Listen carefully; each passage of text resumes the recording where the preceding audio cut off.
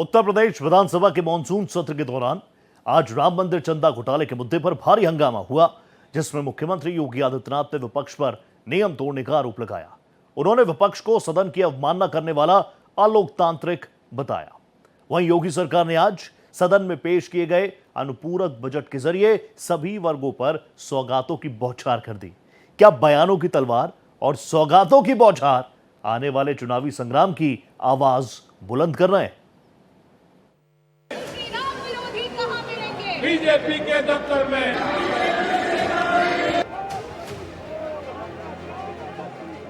मदरसा बांग्लादेश का हो, चाहे पाकिस्तान का हो, चाहे भारत का हो, मदरसा तो वास्तव में अगर देखा जाए तो अघोषित तौर से आतंकवादियों को पैदा करने की फैक्ट्री।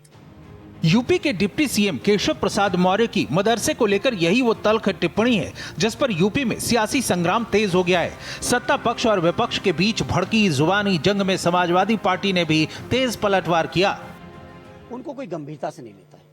केशव प्रसाद जी से पूछिए कि आप जब भी आप घर से निकलते हैं तिलक लगा के निकलते हैं, आखिर आपका कौन सा सनातन प्रेम है जो प्रभु श्री राम के मंदिर में डकैती डालने के खिलाफ आज तक एक बयान हो केशव प्रसाद मौर्य जी का तो हमें सुनाइए। अरे उन्हें कोई गंभीरता से नहीं ले रहा आप यूपी में, उनके अपने मुख्यमंत्री भी गंभीरता से उनको नहीं ले रहे हैं। ये चर्चा घूमने वाली नहीं है।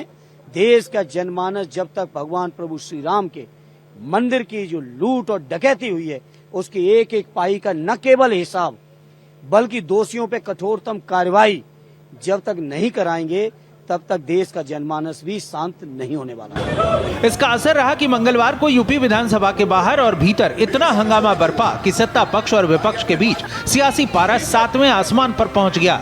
यूपी विधानसभा में विपक्ष ने चंदा चोर कहां मिलेंगे जैसे नारे लगाए तो सीएम योगी ने समाजवादी पार्टी पर जबरदस्त प्रहार करते हुए उसके नेतृत्व के आचरण पर सवाल उठा दिए। सीएम योगी ने पलटवार करते हुए विपक्ष के रवैये को गैर लोकतांत्रिक और संवैधानिक मूल्यों के खिलाफ करार दिया। जो अपमानजनक व्यवहार सदन के अंदर समाजवादी पार्टी का था वो अत्यंत निंदनीय है और शर्मनाक भी। संवैधानिक संस्थाओं का अपमान करना इस समाजवादी पार्टी का शौक और सगल है। इन्होंने हमेशा से इनका लोकतांत्रिक मूल्यों पर कभी विश्वास नहीं रहा है। हम सब जानते हैं कि हल्ला बोल जिस पार्टी का मुख्य उद्देश्य रहा हो वो लोकतांत्रिक कैसे कही जा सकती है। सीएम योगी ने जोर देते हुए साफ किया कि चढ़ावा चोरी पर सरकार ने जबरदस्त एक्शन लिया है और इस केस में जिन 8 लोगों की भूमिका पाई गई उन पर कार्रवाई हुई, लेकिन वो विपक्ष इसकी आड़ में साधु संतों, अयोध्या भूमि, मंदिर, कर्मचारियों को बदनाम करने पर तुला है। जिस विपक्ष को राम मंदिर से कभी कोई वास्ता नहीं रहा, जो प्रभु राम के अस्तित्व को नकारता रहा। सीएम योगी ने कहा कि विपक्ष प्रक्रिया को बदनाम करना बंद करे। साधु संत दोषी नहीं बल्कि विपक्ष का ऐसा आचरण सनातन विरोधी है। समाजवादी पार्टी का और विपक्ष का यह आचरण अलोकतांत्रिक भी है और संवैधानिक भी है। ये लोग चंदा चोरी की बात करते हैं, वहां चंदा चोरी नहीं चढ़ावा से जुड़े हुए एक प्रकरण का मुद्दा आया था। इसके लिए साधु संतों पर आक्षेप करना, इसके लिए अयोध्या धाम को अपमानित करना, बदनाम करना, श्री राम जन्मभूमि मंदिर को बदनाम करना, उन लोगों को कटघरे में खड़ा करना,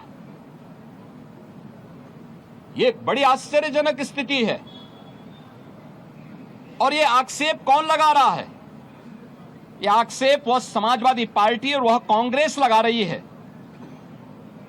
जिन्होंने सदैव राम जन्मभूमि और भगवान श्री राम का अपमान किया है।